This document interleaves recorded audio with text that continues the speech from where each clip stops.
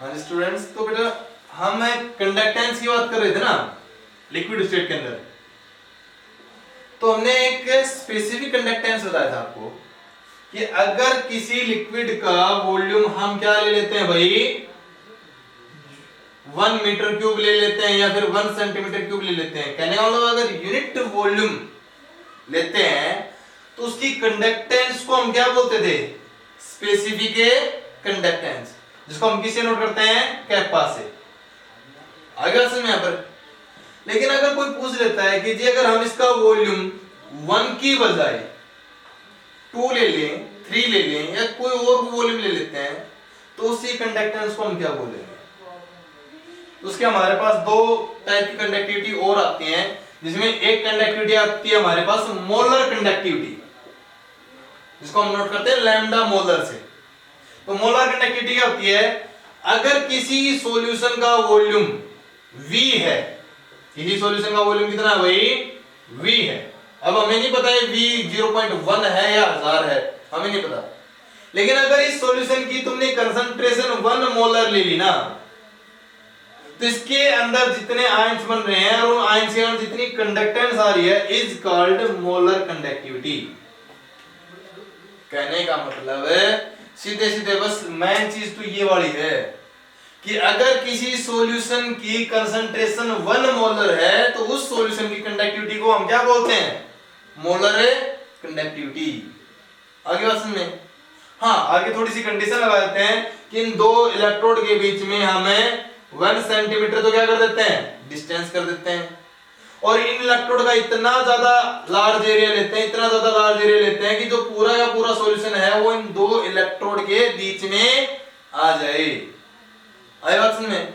तो पूरी डेफिनेशन क्या बताओगे, molar conductivity is defined as the conductivity of a solution having concentration 1 molar and there is 1 centimeter distance between the two electrode and these electrode having a large surface area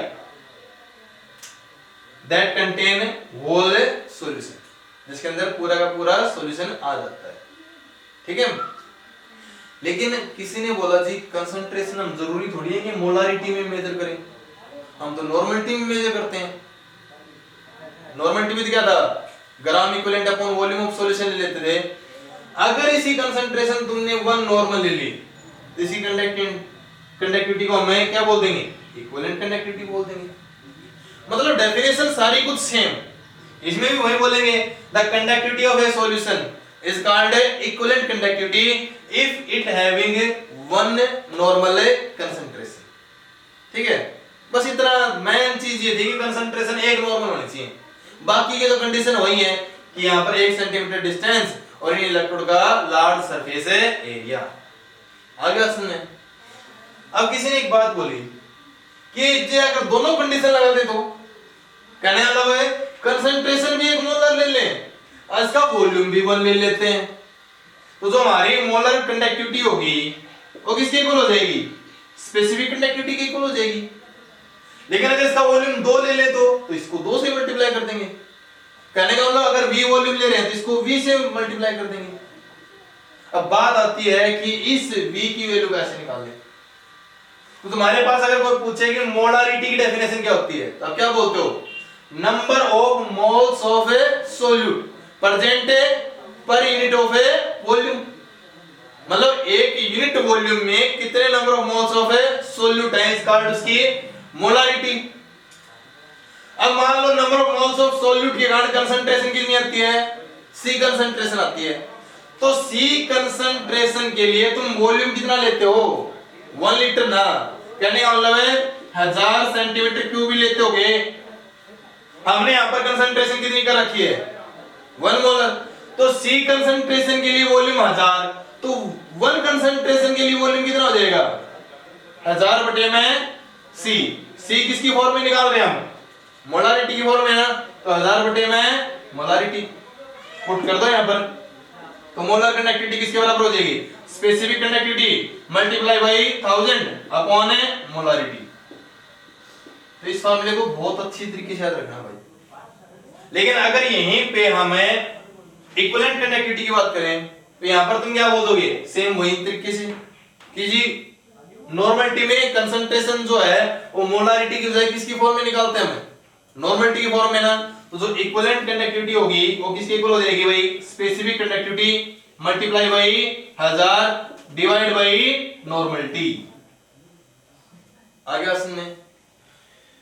तो ये एक तो इन फार्मूले के ऊपर क्या आएंगे, न्यूमेरिकल आएंगे आपको। दूसरी इसमें से क्या चीज आएगी कि what is the effect of dilution on specific conductivity, molar conductivity and equivalent conductivity. तो देखो डाइल्यूशन का क्या इफेक्ट पड़ता है। तो मैंने पहले एग्जांपल बोल दिया था कि अगर हम कोई लिक्विड स्टेट में ले लेते हैं कोई सब्सटेंस, वो इलेक्ट्रिसिटी तभी कंडक्ट करेगा जब उसके अंदर क्या बनेंगे, फ्री आयंस बनेंगे। फ्री आयंस कब बनेंगे, जब वो डिसॉल्व होगा। डिसॉल्व कब ज्यादा होता है, कब जल्दी होता है, जब हम सॉल्वेंट ज्यादा ले लें और सोल्यूट कम ले लें। अगर हम पानी ज्यादा ले रहे हैं, नमक कम ले रहे हैं, तो नमक जल्दी डिसॉल्व हो रहा है। लेकिन अगर तुम नमक बहुत ज्यादा ले रहे हो, पानी बहुत कम ले रहे हो, तो नमक क्या होगा, कम डिसॉल्व होगा ना, आयंस भी कम बनाएगा। तो यहां पर सीधा सीधा क्या बोल दोगे कि जी ये तो कन्फर्म है कि डाइल्यूशन इंक्रीज करने पर जो मोलर कंडक्टिविटी है, जिसको हम किससे नोट करते थे, लैम्डा मोलर से, और जो इक्विवेलेंट कंडक्टिविटी है वो तो क्या होंगी, इंक्रीज होंगी।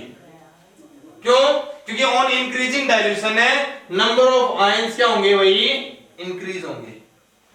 लेकिन स्पेसिफिक कंडक्टिविटी डिक्रीज हो जाएगी। ऐसा क्यों, क्योंकि जो स्पेसिफिक कंडक्टिविटी होती है वो तो हम यूनिट वॉल्यूम के लिए देखते हैं ना। अब मान लो यहां पर यूनिट वॉल्यूम में आयंस क्या है, 2 कैटायन है, 2 अनायन है। लेकिन अगर तुमने डाइल्यूशन बढ़ा दिया तो इन आयनों क्या मिल जाएगी, फ्रीडम मिल जाएगी ना, फ्रीडम मिल जाएगी, जिसका मतलब ये दूर दूर फ्लो करने लग जाएंगे। तो इस यूनिट वॉल्यूम में तो आयंस कम हो जाएंगे। आई बात समझ में। हम तो आयंस देख रहे हैं कितने आयंस हैं वहां पर, तो यहां पर सीधे सीधे बोल देना कि टोटल नंबर ऑफ आयंस तो इंक्रीज हो रहे हैं सॉल्यूशन के अंदर, लेकिन यूनिट वॉल्यूम में नंबर ऑफ आयंस क्या हो रहे हैं, कम हो रहे हैं। इस कारण इसकी कंडक्टिविटी क्या हो जाएगी भाई, डिक्रीज हो जाएगी। आगे बात समझ में। अब इन्हीं से रिलेटेड एक डेफिनेशन और आती है, बिल्कुल सेम इस तरीके का ही एक टॉपिक और है। उसमें करवाने से पहले तुम्हें इलेक्ट्रोलाइट के बारे में पता होना चाहिए। तो हमने थर्ड यूनिट स्टार्ट किया था, वहीं पे बता दिया था कि इलेक्ट्रोलाइट वो होता है जो मोल्टन स्टेट में आयंस में डिसोसिएट हो जाए, जो लिक्विड स्टेट में आयंस में टूट जाता है। On passing the electricity is called electrolyte. अब ये इलेक्ट्रोलाइट 2 टाइप के होते हैं, एक स्ट्रॉन्ग इलेक्ट्रोलाइट और एक वीक इलेक्ट्रोलाइट। स्ट्रॉन्ग इलेक्ट्रोलाइट क्या होता है, जो कंप्लीटली आयंस के अंदर डिसोसिएट हो जाए ऑन पासिंग द इलेक्ट्रिसिटी। जैसे ये NaCl है, KCl है, ये क्या होते हैं, स्ट्रॉन्ग इलेक्ट्रोलाइट होते हैं, जो पूरी तरह से कंप्लीटली क्या होते हैं, आयंस में डिसोसिएट हो जाएंगे। लेकिन वीक इलेक्ट्रोलाइट वो होते हैं जो कंप्लीटली डिसोसिएट ना हो, या जो ऑर्गेनिक कोई भी कंपाउंड ले लेना, वो क्या है तुम्हारे पास, वीक इलेक्ट्रोलाइट है। तो ये इक्विलिब्रियम में डिसोसिएट होगा, CH3COO नेगेटिव प्लस में H पॉजिटिव। तो जो कंप्लीटली डिसोसिएट नहीं होता है उसको क्या बोलते हैं हम भाई, वीक इलेक्ट्रोलाइट। तो ये तो कंफर्म है कि स्ट्रॉन्ग इलेक्ट्रोलाइट की कंडक्टिविटी ज्यादा है, वीक की कम है। लेकिन इन दोनों में डाइल्यूशन का क्या इफेक्ट पड़ेगा, तुम्हारे दिमाग में एक ही चीज आती है जी, लिक्विड स्टेट में जितनी डाइल्यूशन इंक्रीज करेंगे उतनी ज्यादा क्या हो जाएगी, कंडक्टिविटी इंक्रीज हो जाएगी, है ना। लेकिन देखो बात एक आती है कि जो नमक था, हमने 1 चम्मच नमक 1 गिलास में डिसॉल्व कर दिया। अब सबको पता है कि 1 गिलास में 1 चम्मच नमक तो इजीली डिसॉल्व कर सकते हैं। तो उसके कारण तो जितने आयंस बनने थे उतने आयंस बन चुके। अब ये तो है नहीं कि उसके अंदर जितना हम पानी बढ़ाते जाएंगे तो तुम 1 चम्मच को 1 टंकी में डाल दोगे, तो ये थोड़ी कि उसकी कंडक्टिविटी बहुत ज्यादा इंक्रीज हो जाएगी, ऐसा तो कभी नहीं होगा।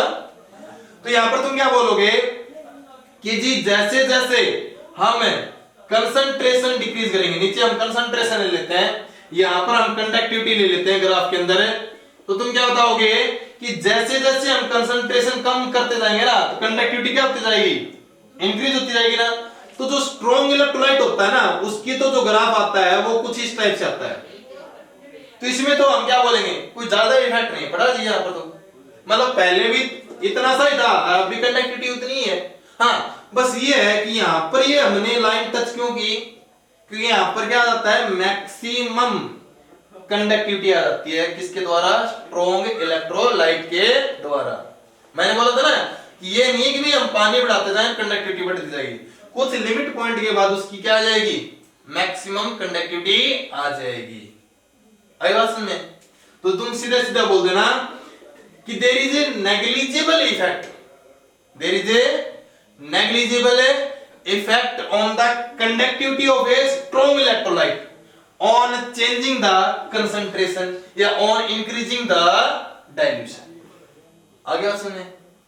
लेकिन जो चीज पानी में डिसॉल्व नहीं हो रही थी, अब जितना हम पानी बढ़ाते जाएंगे तो उसके अंदर वो क्या हो जाएगी, उतनी ज्यादा डिसॉल्व होती जाएगी ना। एक एग्जांपल पूछ लेता हूं, मैं पूछता हूं कि मिट्टी पानी में डिसॉल्व होती है, सीधा आपका आंसर आता है कि जी नहीं डिसॉल्व होती है। अगर आपको हमें एक गिलास में थोड़ी सी मिट्टी डाल के और आपको दे देते हैं कि भाई पी लो, डिसॉल्व तो है नहीं, आप क्या बोलोगे, थोड़े थोड़े पार्टिकल तो हैं उसके अंदर, है ना। अगर मैं पानी की अमाउंट बढ़ा दूं तो क्या लगता है, रेत ज्यादा बैठेगी या कम बैठेगी, उससे कम बैठेगी ना। तो जितना हम पानी बढ़ाते जा रहे हैं तो रेत उसके अंदर उतनी ज्यादा स्प्रेड होती जा रही है, फैल घुलती जा रही है, ये बोल सकते हैं, है ना। तो यहाँ पर सीधा सीधा क्या बोलोगे, इसका मतलब तो ये नहीं कि जी हमें बहुत सारा पानी ले लेते हैं तो सारी रेत डिसॉल्व हो जाएगी, नीचे तो फिर ही बैठेगी थोड़ी बहुत। तो यहाँ पर तुम क्या बोलोगे कि जी कन्फर्म सी बात है, कम से कम डिसॉल्व तो होगी ना। तो जितनी ज्यादा डिसॉल्व होगी उतनी ज्यादा क्या होगी, उसकी कंडक्टिविटी इंक्रीज होगी। तो वीक इलेक्ट्रोलाइट के ऊपर डाइल्यूशन का काफी ज्यादा इफेक्ट पड़ेगा। लेकिन मैंने क्या बोला कि ये कभी नहीं होगा कि पूरी की पूरी डिसॉल्व हो जाए, मतलब वीक इलेक्ट्रोलाइट कभी भी अगर कंप्लीटली डिसॉल्व नहीं होगा ना तो इसके अंदर देखो ये ग्राफ ऐसे किया ना मैंने, ये लाइनें कभी भी एक दूसरे से मिक्स नहीं हो सकती, मतलब मैक्सिमम कंडक्टिविटी हमें फिर भी नहीं निकाल पाएंगे। लेकिन ये तो बोलोगे ना कि अगर हमने वीक इलेक्ट्रोलाइट लिया तो उसकी कंडक्टिविटी क्या हो जाती है, इंक्रीज होती जाएगी। आगे बात समझ में, ठीक है। तो ये हमारे टॉपिक थे। अगले टॉपिक में कि इसकी कंडक्टिविटी कैसे निकालते हैं, एक कोलार तला आएगा उसके बारे में डिस्कस करेंगे, ठीक है, और एक सेल के बारे में बताएंगे।